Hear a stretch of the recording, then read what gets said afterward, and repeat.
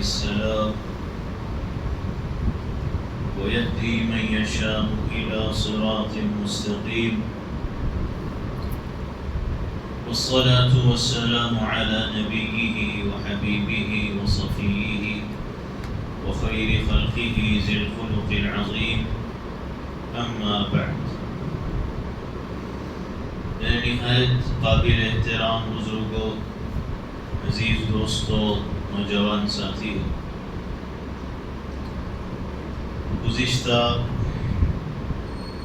کچھ جمعوں سے ہمارے درمیان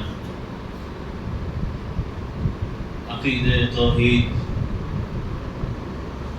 اور ایمان کے متعلق سورہ فاتحہ کی چوتھی آیت ایاک نعبد و ایاک نستعین کہ ہم تیری ہی عبادت کرتے ہیں اور تجھ ہی سے مدد مانگتے ہیں. اس کی وضاحت اور تفصیل میں شرک کے بارے میں بڑی تفصیل آئی کہ معاشرے میں، ماحول میں کس کس انداز کا شرک ہوتا ہے، غیر ایمان والوں میں کیسا شرک ہے، اور پھر کلمہ پڑھنے اور ایمان کا دعویٰ کرنے کے باوجود مسلمان بھی شرک میں مبتلا ہے. بڑی تفصیل سے بات سامنے آئی. اس کے بعد آگے اللہ تعالیٰ نے سورۃ الفاتحہ کی 5ویں آیت میں یہ فرمایا ہے، اور فرمایا اللہ تعالیٰ نے ہے، لیکن اس آیت کے اندر اپنے بندوں کو اپنی ذات سے دعا مانگنے کا اس انداز میں طریقہ سکھایا کہ اہدنا الصراط المستقیم، کہ ہمیں سیدھا راستہ دکھا دیجیے. دکھانا اس لیے کہ سیدھے راستے پہ چلا دیجیے. تو ہمیں سیدھے راستے کی ہدایت عطا فرما، ہمیں سیدھے راستے پہ چلا دے، ہمیں سیدھا راستہ دکھا دے. یہ اس کا مطلب ہے. اب یہ جو ہدایت ہے، سیدھے راستے کی ہدایت، صراط راستہ ہے، مستقیم سیدھا، اہدنا ہدایت ہے. تو یہ جو ہدایت ہے قرآن کریم کے اندر مختلف جگہوں پر مختلف آیتوں میں لفظ ہدایت استعمال ہوا ہے. اللہ جل جلالہ وعم نوالہ کی طرف سے جو ہدایت کا انتظام ہے وہ ہر ایک کے لیے،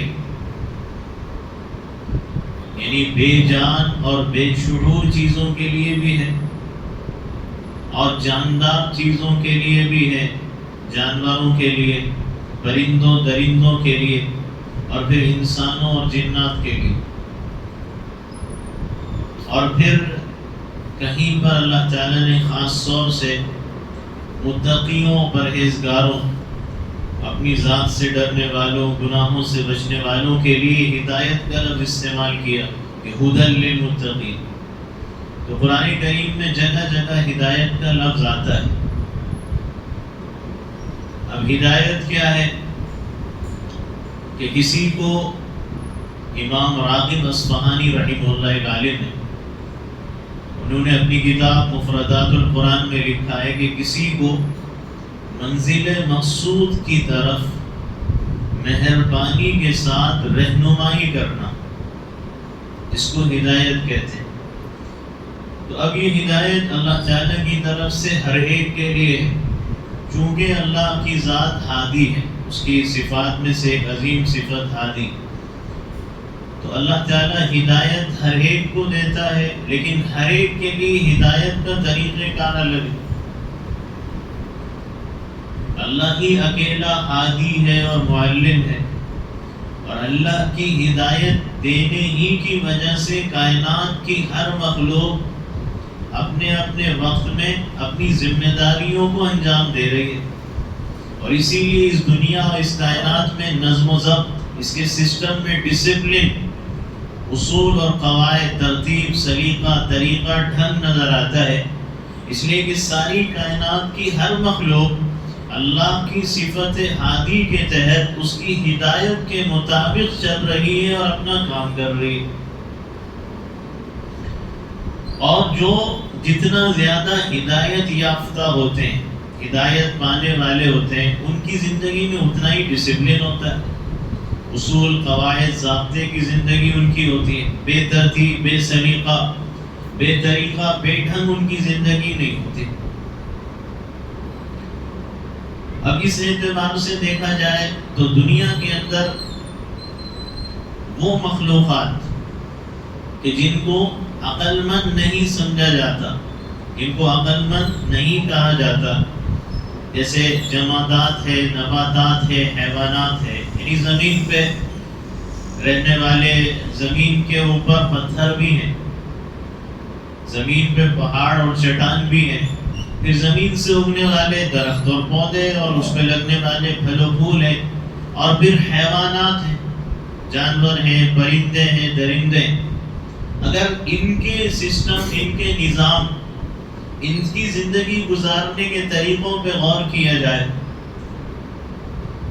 تو تعجب کی بات یہ ہے کہ یہ مخلوقات کسی اسکول سے پڑھے ہوئے نہیں، کسی مدرسے کے طالب علم نہیں، کسی کالج اور یونیورسٹی کے اسٹوڈنٹ نہیں، کسی استاد اور ٹیچر کی رہنمائی میں انہوں نے تعلیم حاصل نہیں کی، زندگی گزارنے کے طور و طریقے نہیں سیکھے، لیکن اس کے باوجود بھی ہر مخلوق اپنی حساب سے کام کر رہی ہے اور پوری ذمہ داریوں کو پورا کر رہی ہے، باوجود یہ کہ ان کے اندر اللہ تعالیٰ نے ان کے لیے وہ عقل، وہ فہم نہیں رکھا جو کہ انسانوں اور جنات کو عطا کیا، لیکن سب اللہ کی صفت ہدایت، صفت ہادی کے تحت اپنی اپنی ذمہ داری کو، اپنے اپنے کاموں کو اپنے اپنے وقت پہ پورا کر رہے ہیں، یہاں تک کہ انسان کے جو جسمانی اعضاء ہیں، باڈی کا ایک ایک پارٹ ہے،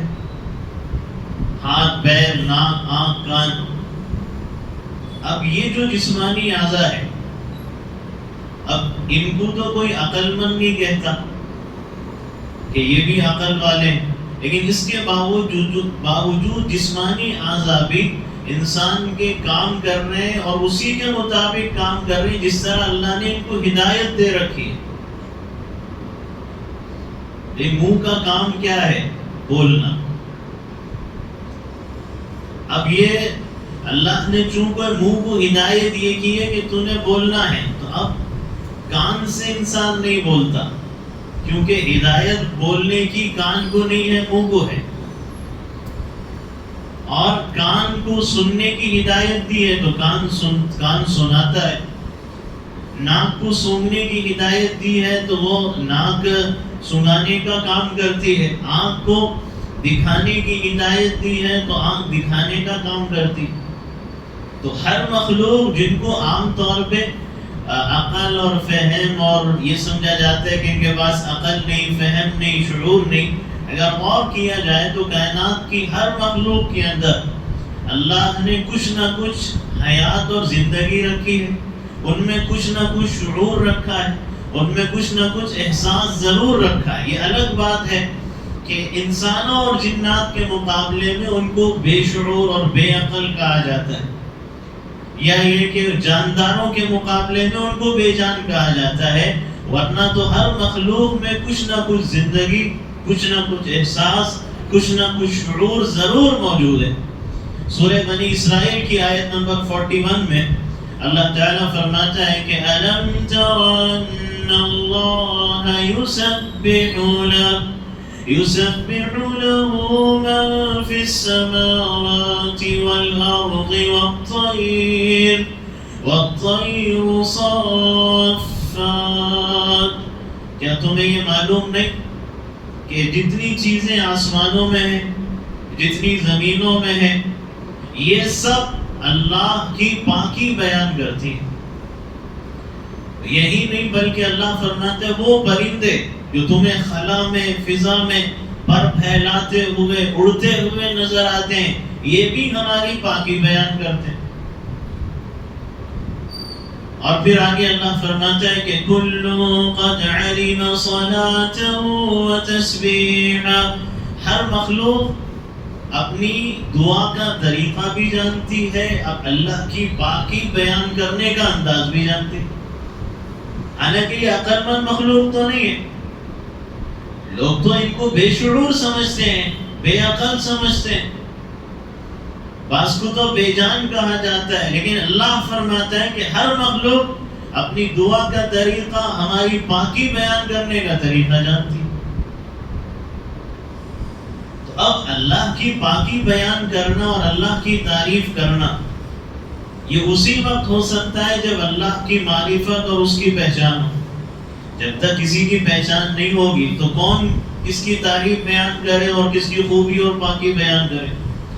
تو یہ لازمی ہو گیا کہ جب باقی اور تعریف بیان کر رہے ہیں تو پہچان ہوگی، اور معرفت الہی، اللہ کی پہچان ہی سب سے بڑا علم ہے، اور اللہ کی پہچان اگر ان کے اندر ہے تو بغیر شعور کے ممکن ہے۔ تو اس سے یہ سمجھ میں آتا ہے کہ ان کے اندر شعور کچھ نہ کچھ اللہ نے رکھا ہے، ہاں ان کے حساب سے رکھا ہے، ان کے مزاج کے مطابق رکھا ہے، ان کے خدمت کام اور ذمہ داریوں کے مطابق اللہ نے ان کے اندر احساس رکھا ہے، لیکن ہر مخلوق میں شعور، احساس، ان میں زندگی ضرور موجود ہے۔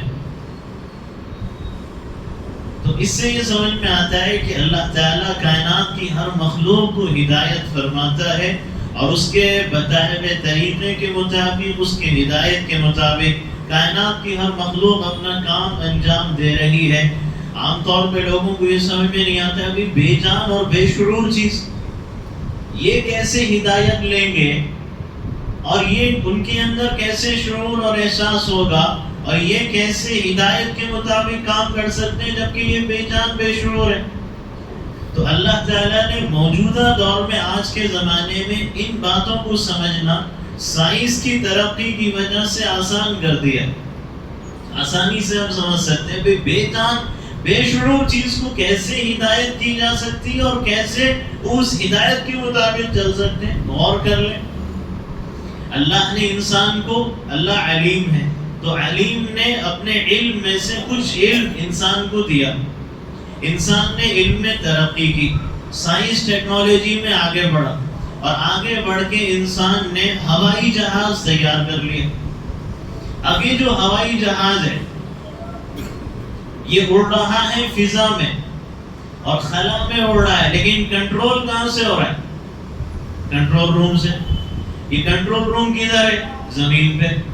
تو کنٹرول روم میں بیٹھ کر خلا اور فضا میں اڑنے والے ہوائی جہاز کو اگر کنٹرول کیا جا سکتا ہے، اس کو یہاں سے سگنل دیے جا سکتے ہیں، اتنا ہی نہیں بلکہ وہ ہوائی جہاز میں اگر کوئی خرابی ہو جائے تو وہ اطلاع جو پائلٹ بیٹھ کے دے گا وہ یہاں زمین پہ کنٹرول روم سے پہنچ جاتی۔ کنٹرول روم سے پورا ایروپلین فلائٹ کا سسٹم کنٹرول کیا جا رہا ہے۔ ہوائی جہاز کیا ہے؟ بے جان بے شعور، لیکن یہاں سے اس کو کنٹرول، یہاں سے مستقل کانٹیکٹ، رابطہ مستقل مسلسل جاری ہے۔ سائنس نے ترقی کی، سمجھنا آسان ہے، تو کیا اللہ بے جان بے شعور چیزوں کو، مخلوقات کو ہدایت نہیں دے سکتا؟ کیا وہ اس کی ہدایت کے مطابق اپنا کام، اپنی ذمہ داری انجام نہیں دے سکتے؟ راکٹ دیکھ لو، خلا میں ہے، اب انسان یہاں سے چھوڑتا ہے، راکٹ خلا میں پہنچتا ہے، خلا میں راکٹ ہے، اور پھر وہ راکٹ کیا ہے؟ بے جان بے شعور، لیکن وہ خلا میں پہنچ کر چاند اور سیاروں کی فوٹوز بھیجتا ہے۔ راکٹ کے ذریعے چاند اور سیاروں کی فوٹوز لے کے بھیجی جاتی ہیں، اور پھر یہاں زمین پہ بیٹھنے والا اگر راکٹ میں خرابی ہو گئی خلا میں تو یہاں سے بیٹھ کے اس کو ٹھیک اور درست کیا جاتا ہے۔ بے جان بے شعور چیز انسان کی ہدایت ہے، یعنی جو طریقہ راستہ اس نے بتایا اس کے مطابق راکٹ کام کر۔ ٹیلی فون پہ انسان بات کرتا ہے، ایک وقت میں لاکھوں لوگ بات کرتے ہیں، تو سنتا کون ہے؟ جس سے بات کر رہے ہیں، جس کو سنانا ہے، جو بات کرنا چاہتے وہی سنتے ہیں۔ حالانکہ یہاں سے اس کی آواز اگر امریکہ تک جا رہی، یورپ سے ہندوستان تک اس کی بات چل رہی، تو درمیان میں لاکھوں لوگ وہ بھی تو ہے نا جو ان راستوں میں زمین پہ چل رہے ہیں، پھر رہے ہیں، ہوائی جہاز میں اڑ رہے ہیں، لیکن کیا وہ بھی ان آوازوں کو سنتے ہیں؟ نہیں سنتے۔ صرف ہوا کے لہروں کے ذریعے بات چیت ہو رہی ہے، ہوا کے لہروں کے ذریعے بات چیت چل رہی ہے۔ باقی انسان جو چل رہے ہیں پھر رہے ہیں، ان کو کچھ نہیں پتا کہ ٹیلی فون پہ کیا بات ہو رہی ہے اور کس سے بات چیت چل رہی ہے۔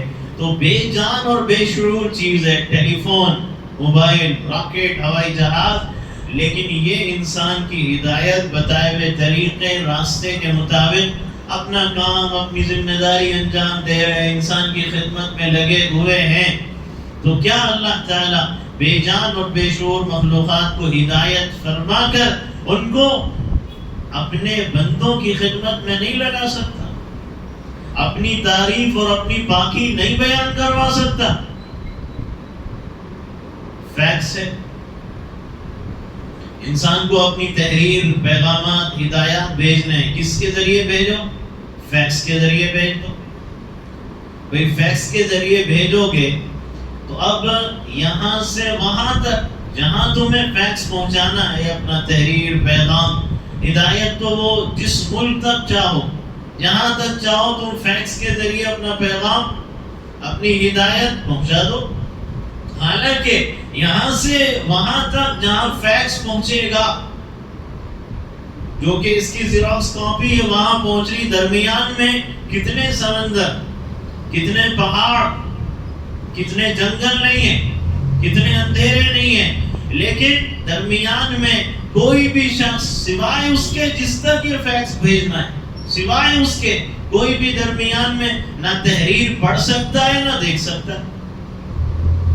جس کو پہنچانا ہے، جس تک بھیجنا اسی تک پہنچے گا، اسی تک بھیجا جائے گا۔ تو پھر جب کائنات میں انسان دنیا میں یہ کر سکتا ہے اور پھر اس کا پتہ جس کو بھیجا اس کے علاوہ کسی کو نہیں، تو پھر یہ ضروری نہیں ہے کہ اللہ جو ہدایت دے رہا ہے اپنی مخلوقات کو، اس کا پتہ انسان کو بھی چل جائے۔ یہ لازمی ضروری ہے۔ بیٹھے ہوئے کمپیوٹر، انٹرنیٹ کے ذریعے میسج بھیج رہے ہیں، اسی سیکنڈ میں میسج سینڈ ہوا، اسی سیکنڈ اگلے سیکنڈ میں ریپلائی آ گیا۔ بیٹھ جاؤ، امریکہ سے افریقہ تک میسج پہنچا تو افریقہ سے ہندوستان تک پہنچا، لیکن ہوائی لہروں کے ذریعے یہ پیغامات بھیجے جا رہے ہیں، اسی تک وہ پہنچیں گے جس تک پہنچانا ہے۔ کسی اور کو درمیان میں پتہ نہیں چل رہا، کسی اور کو اطلاع اور اس کا علم نہیں ہے، اگرچہ کہ کمپیوٹر، انٹرنیٹ بے جان اور بے شعور چیزیں ہیں۔ تو یہ ان مثالوں کو سامنے رکھے اور اس بات پہ کرنا ہے کہ اللہ تعالیٰ کی ذات ہی اصل ہادی ہے، اور ساری کائنات کی ہر مخلوق کو ہدایت اللہ دے رہا ہے، اور اسی کی ہدایت کے مطابق کائنات کی ہر مخلوق اپنا کام، اپنی ذمہ داری اور اپنی خدمت کو انجام دے رہی ہے۔ جب انسان ان مشینوں سے جن کو کان نہیں، جن کو آنکھ نہیں، جن کو ہاتھوں پیر نہیں، جن کو عقل و فہم اور دماغ نہیں، اگر ان مشینوں سے انسان کام لے سکتا ہے، تو پھر اللہ تعالیٰ بغیر آلے کے اور بغیر واسطے اور ذریعے کے بھی اللہ ہدایت دے سکتا ہے، اور اس کی ہدایت انسانوں کے لیے بھی ہے، جنات کے لیے بھی ہے، فرشتوں کے لیے بھی ہے، اور پھر اسی طرح دوسری مخلوقات کے لیے، جمادات، نباتات، حیوانات، درخت و پودے، زمین و پہاڑ، سمندر و چٹان، ہوائیں ہیں، اور اسی طرح کائنات کے پرندے ہیں، درندے ہیں، پتھر ہیں، کیڑے مکوڑے ہیں، ان سب کو اللہ کی طرف سے ہدایت ہوتی ہے۔ اس لیے کہ اگر تم ریموٹ ہاتھ میں رکھو، ٹی وی آن کر دو یا آف کر دو. ریموٹ ہاتھ میں، ٹی وی بے جان بے شعور ہے، ریموٹ ہاتھ میں رکھو، کار چلا دو، آف کر دو یا آن کر دو. ریموٹ ہاتھ میں رکھ کے تم ساری چیزیں کنٹرول کر رہے ہو. تو اللہ تو ہادی ہے، وہ کسی کا محتاج نہیں ہے. اور اس کی طرف سے جو وحی کا انتظام ہے، وحی جس کو کہتے ہیں، خفیہ اشارے کو وحی کہتے ہیں، کہ اللہ تعالیٰ کی طرف سے خفیہ اشارہ ہوتا ہے، یہ وحی ہے. اب اللہ تعالیٰ وہ وحی اپنے نبیوں پیغمبروں کی طرف فرماتا ہے، اور کبھی اللہ تعالیٰ اپنا خفیہ اشارہ فرشتوں کی طرف بھیجتا ہے، یا جن کی طرف ضرورت ہوتی ہے اللہ تعالیٰ ان کی طرف بھیجتا ہے. اور اللہ تعالیٰ کو درمیان میں اللہ تعالیٰ کسی ذریعے، واسطے اور آلے کا محتاج بھی نہیں ہوتا. جب انسان بغیر کنیکشن کے ہوائی لہروں کے ذریعے بات کر سکتا ہے فون پر، تو پھر اللہ تعالیٰ کی طرف سے یہ انتظام کیوں نہیں ہو سکتا؟ تو بے جان چیزوں کے لیے بھی ہدایت کا انتظام ہادی کی طرف سے، جاندار چیزوں کے لیے بھی ہدایت کا انتظام ہادی کی طرف سے ہے. اب مثال کے طور پہ آپ دنیا کی مخلوقات پہ غور کریں. 12 سنگا اللہ کی ایک مخلوق ہے. اب 12 سنگے کو دیکھ کے کوئی یہ کہے گا کہ یہ عقل مند ہے. اللہ نے اس کو عقل فہم دیا، اس کو دماغ دیا ہے، ایک جانور ہے. لیکن اب آپ غور کریں کہ اس مخلوق، اس جانور کے اندر بھی اللہ کی ہدایت کام کر رہی ہے کہ اگر اس کا سینگ ٹوٹ گیا تو اب یہ 12 سنگا چھپتا چھپتا پھرتا ہے. اس کو کس نے بتایا ہے؟ اس کے پاس یہ شعور احساس کہاں سے آیا ہے کہ وہ یہ سوچتا ہے کہ میرا ایک ہتھیار ٹوٹ گیا ہے، اس طرح باہر نکلوں گا تو چلو کبھی خطرہ اٹیک ہوگا تو اپنے اس ہتھیار سینگ سے حفاظت کر لیتا، یہ میرے لیے سیفٹی، بچاؤ، حفاظت کا ذریعہ ہے. یہ ٹوٹ گیا تو اب میری خیر اسی میں ہے کہ میں چھپ چھپ کے رہوں. پھر آہستہ آہستہ اس کو وہ سینگ لگتا ہے، آہستہ آہستہ سینگ لگتا ہے، پھر بڑا ہوتا ہے. جب وہ سینگ لگ جاتا ہے تو اب اس کو یہ احساس آ جاتا ہے کہ اب میرا ہتھیار میرے پاس آ گیا. اب وہ چلتا پھرتا ہے، دوڑتا اور گھومنا شروع کر دیتا. تو اللہ نے اس کو ہدایت کی ہے، ورنہ اس نے کسی اسکول سے ٹریننگ نہیں لی، کسی استاد کے پاس نہیں بیٹھا، کسی کالج یونیورسٹی کا طالب علم اسٹوڈنٹ نہیں ہے. پھر کون ہے جس نے ٹریننگ دی ہے؟ کون ہے جس نے تربیت کی ہے؟ کون ہے جس نے یہ سمجھایا ہے؟ وہ اللہ ہے، کیونکہ وہ ہادی ہے، اور وہ ہادی سب کا ہے. چوہا، پانی نظر آیا، تیل نظر آیا تو چوہا اپنا منہ لے جاتا ہے، اس میں سے پانی پیتا ہے، تیل پیتا ہے. لیکن اگر اس کو یہ محسوس ہو کہ پانی زیادہ نیچے ہے، تیل زیادہ ڈیپ میں ہے، نیچے ہے، اور پتہ ہے اس کو کہ میرا منہ یہاں تک نہیں پہنچ سکتا، تو وہ کیا کرتا ہے؟ وہ اپنی دم ڈباتا ہے، دم ڈبا کے اسی دم کو چوس لیتا ہے. اس کو یہ پتا ہے کہ اگر منہ سے کام نہ ہو سکے تو دم سے ہو سکتا ہے. اور اس طریقے سے تم تیل پی سکتے ہو، اس طریقے سے تم پانی کو پی سکتے ہو. اور اگر دم کے ذریعے انتظام نہ ہو سکے، یا کبھی ایسی صورتحال ہے تو وہ یہ کرتا ہے کہ اپنے، اگر پانی اس کو کم ملے تو وہ کرتا یہ ہے کہ اپنے منہ میں پانی لے کے بھر کے لاتا ہے، اور بھر کے لاتا ہے، اور پانی منہ میں بھر کے لا کے کرتا یہ ہے کہ منہ سے پانی کو نکالتا ہے، باہر ڈالتا ہے، اور پھر یہ کرتا ہے کہ اس کے اندر وہ اپنی دم کو ڈبوتا ہے، وہ اپنی دم کو ڈبوتا ہے اور پھر اس کو چوستا ہے. تو اب یہ طریقہ کار وہ اختیار کرتا ہے کہ کیسے مجھے تیل پینا ہے، کیسے پانی پینا ہے، کہ اگر منہ سے نہ ہو سکے تو دم سے، دم سے نہ ہو سکے تو منہ سے. تو یہ جو اس کے اندر یہ جو سمجھ آئی، یہ جو شعور اور احساس آیا، یہ اللہ کی صفت ہادی کا اظہار ہے کہ اللہ تعالیٰ نے اس کے اندر یہ شعور رکھا، اس کے اندر یہ احساس رکھا ہے۔ اب دنیا کے اندر اللہ کی مخلوقات میں مچھر ہے، چونٹی وغیرہ ہے، کیڑے ہیں۔ اب ان میں بعض ایسے ہیں کہ انسان کی سادی آنکھ سے نظر بھی نہیں آتے، ان میں آپ ایک چونٹی پہ غور کر لیں۔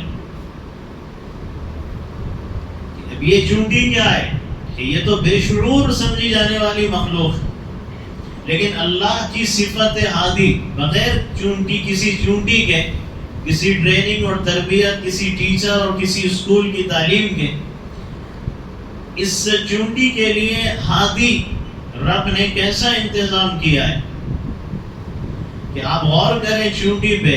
تو ایک تو یہ کہ اللہ تعالیٰ نے چونٹی کا جو دماغ بنایا وہ سوئی کی نوک کے برابر ہے، سوئی کی نوک کے برابر چھوٹا سا دماغ۔ پھر اس کے بعد اس کے سر پہ دو اینٹینا، چونٹی کے سر پہ دو اینٹینا ہوتے ہیں۔ اب اس سے کام کیا ہوتا ہے؟ کام یہ ہوتا ہے کہ اب چونٹیوں کے کئی خاندان ہوتے ہیں۔ اب یہ جو خاندان کے لوگ ہوتے ہیں یہ اپنے اپنے بلوں پہ پہرا دیتے ہیں اور اپنے اپنے بلوں پہ ٹھہر کر ایک خاص انداز سے آواز لگاتے ہیں، خاص انداز سے بلوں پہ ٹھہر کے آواز لگاتے ہیں۔ تو جس چونٹی کے خاندان کے لوگ آواز لگاتے ہیں وہ چونٹی ان کے انداز سے پہنچ جاتی ہے کہ یہ میرے خاندان کے لوگ ہیں، یہ دوسرے خاندان کے نہیں، اور پھر اس طرح چونٹی وہاں پہ پہنچ جاتی ہے۔ تو ان کو یہ کس نے بتایا اور یہ کس نے سکھایا اور یہ کس نے سمجھایا کہ اپنے خاندان کے لوگوں کو بلانا ہے تو اس انداز میں بلانا ہے، اور اس انداز میں بلایا جائے تو تمہارے خاندان کے لوگ تم تک پہنچ جائیں گے۔ یہاں تک کہ جیسے شہد کی مکھیوں کے اندر ہوتا ہے، ایسی چونٹیوں کے اندر پہرا دینے والے الگ بلوں پہ، حفاظت کرنے والے الگ، غذا جمع کرنے والے الگ، پھر انڈے جو ان کے ہوتے ہیں ان انڈوں کی دیکھ بھال کرنے والے الگ۔ تو یہ گروپس بنانا ان کو کس نے سکھایا ہے کہ ایک گروپ کو سیفٹی کے حفاظت کے کام میں لگاؤ، گارڈ بنا دو، ایک گروپ کو غذا جمع کرانے کے کام میں لگا دو، ایک گروپ کو انڈوں کی دیکھ بھال میں لگا دو۔ یہ کس کی تعلیم ہے؟ یہ کس کی تربیت ہے؟ یہ کس کی ٹریننگ ہے؟ یہ کس کی ہدایت ہے؟ اللہ جل جلالہ وعم نوالہ جو ہادی ہے، اس کی صفت ہادی صرف انسان و جنات کے لیے نہیں، بے عقل، بے جان، بے شعور سمجھے جانے والی مخلوقات کے لیے بھی ہے۔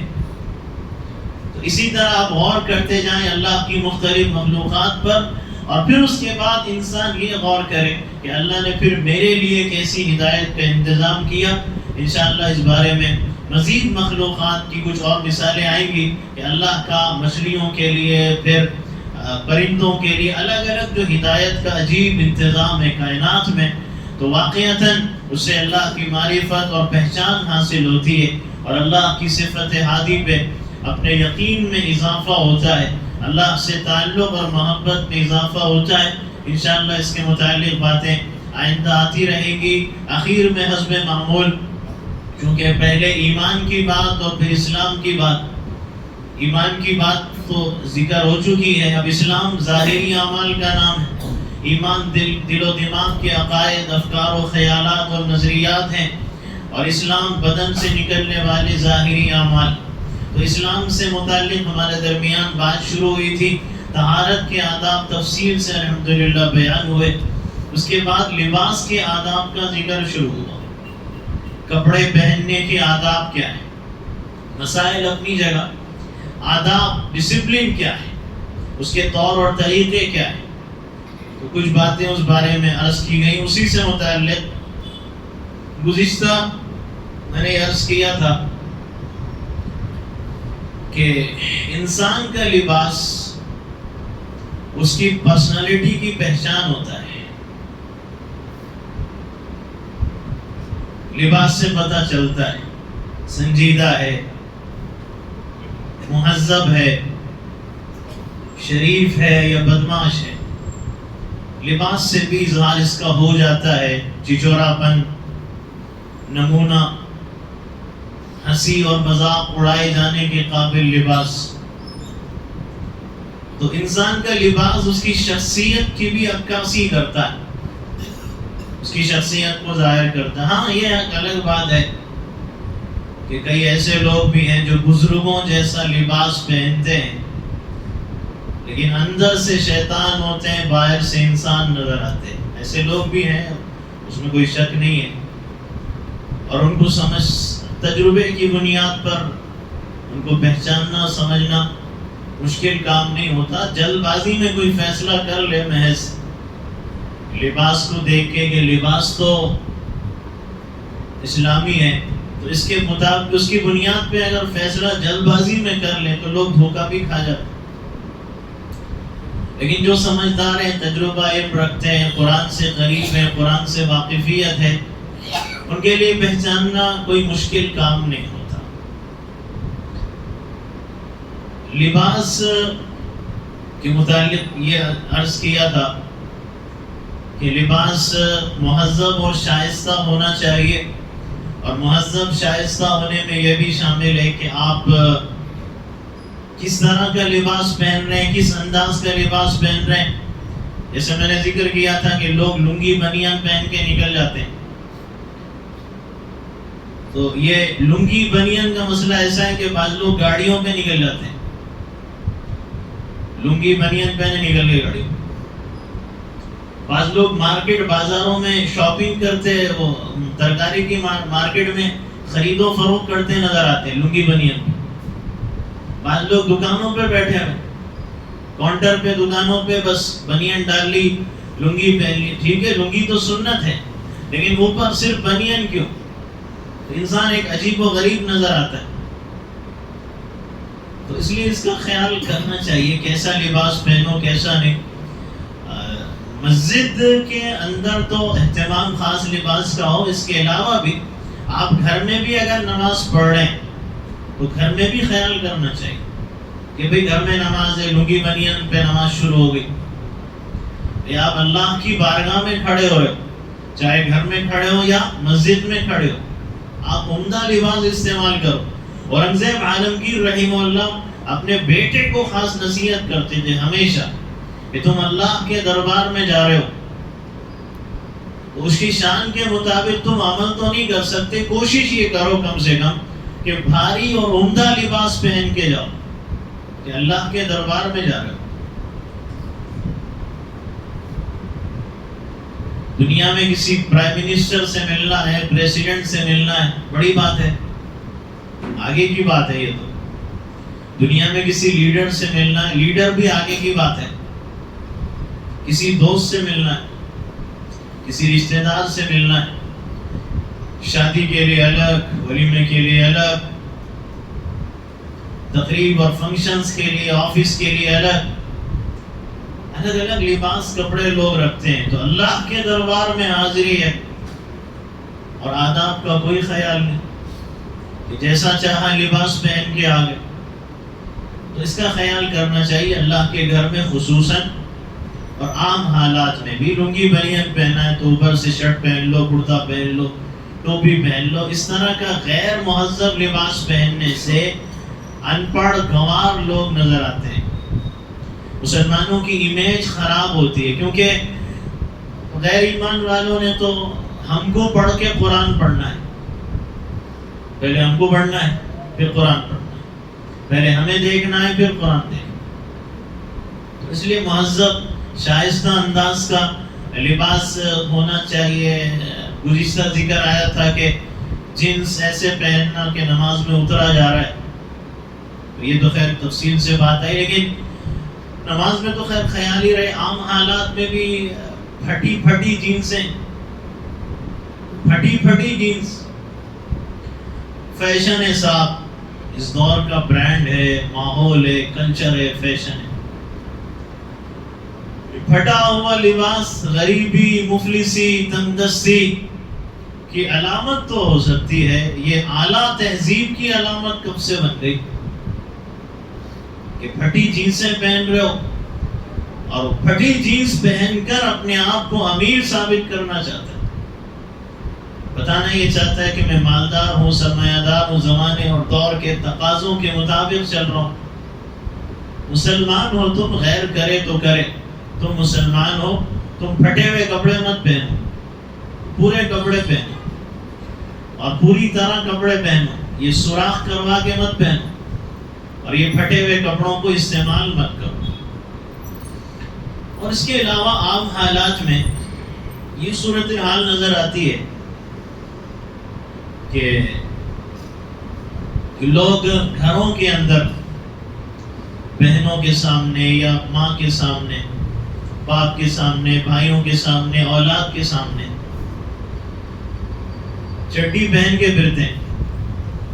وہ چڈی گھٹنوں کے اوپر ہوتی ہے جو کہ سطر میں شامل ہے، اس کا چھپانا لازمی اور ضروری، دکھانا حرام، ناجائز اور گناہ ہے، لیکن گھر میں پھر رہے ہیں۔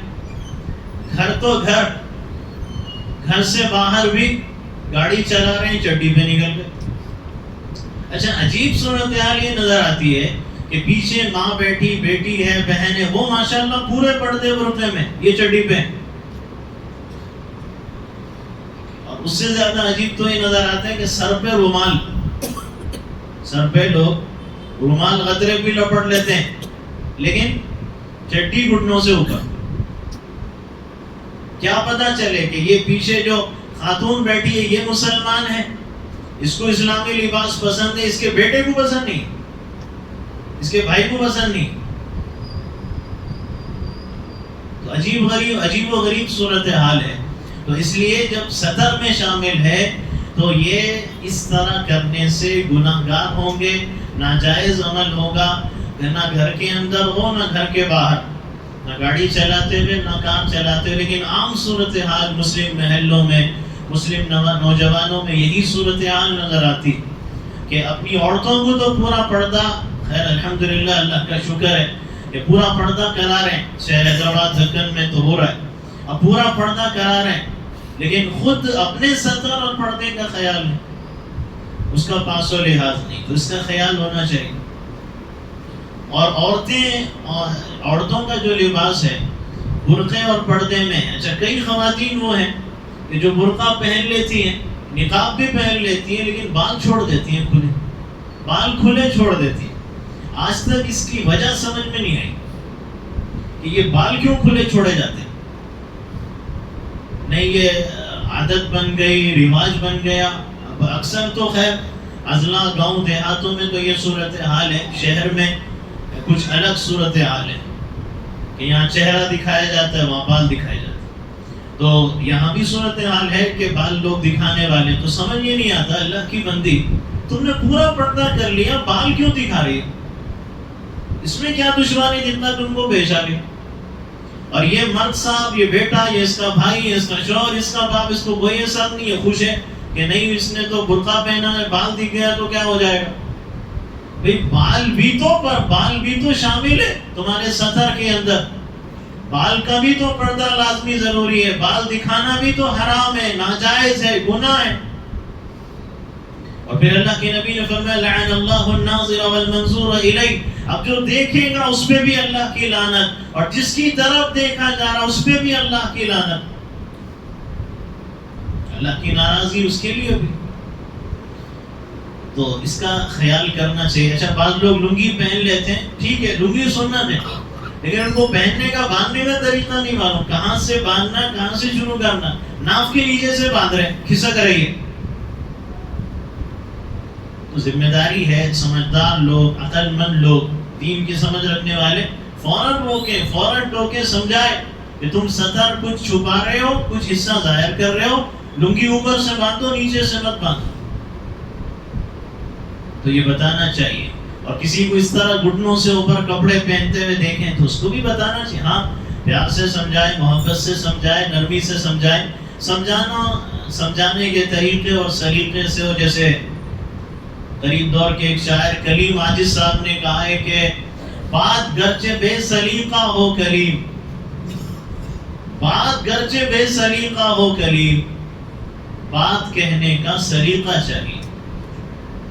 وہی بات جب اس کو آپ سلیقہ مند بناؤ گے تو اس بات کا اثر ہوگا. تو اس کا خیال کرنا چاہیے. خواتین میں بھی، عورتوں میں بھی، بعض مسلمانوں میں بھی ساڑی پہنتی ہیں تو ساڑی پہنتی ہیں، بلاؤز پہن رہی ہیں، اب سینے کا حصہ، پیٹ، پیٹھ، کمر ظاہر ہو رہی.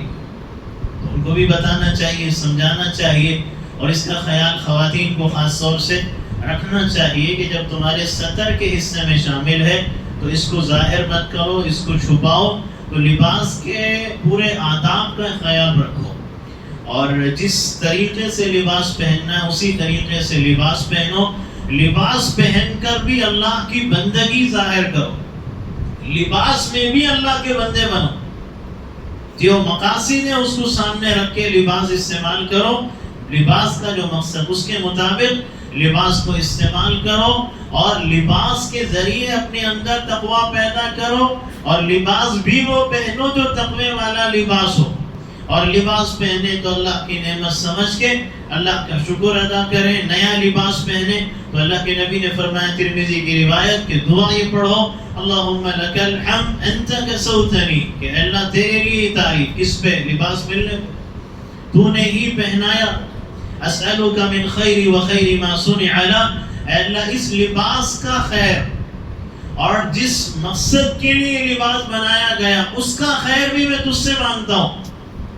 وَأَعُوذُ بِكَ مِن شَرِّ وَشَرِّ مَا صُنِعَ لَهُ، اور میں اس لباس کے شر سے اور جس مقصد کے لیے لباس بنایا گیا اس کے شر سے میں تیری پناہ میں آتا ہوں. لباس بھی شر کے مقصد سے بنتا ہے، اور پھر اس کے بعد آگے لباس پہن کے بھی انسان اپنی زندگی کے اندر شر والے کام کرنے لگ جاتا ہے. اس لیے یہ دعا مانگنا، اللہ کے نبی علیہ السلام نے اس کا طریقہ سکھایا، اس کا اہتمام کرنا چاہیے، خود بھی کرنا چاہیے.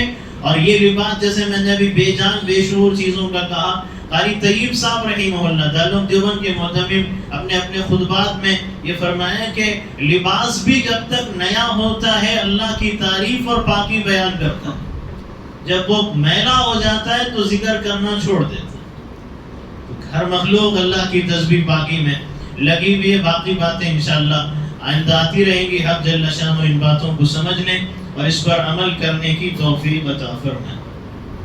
کچھ اعلانات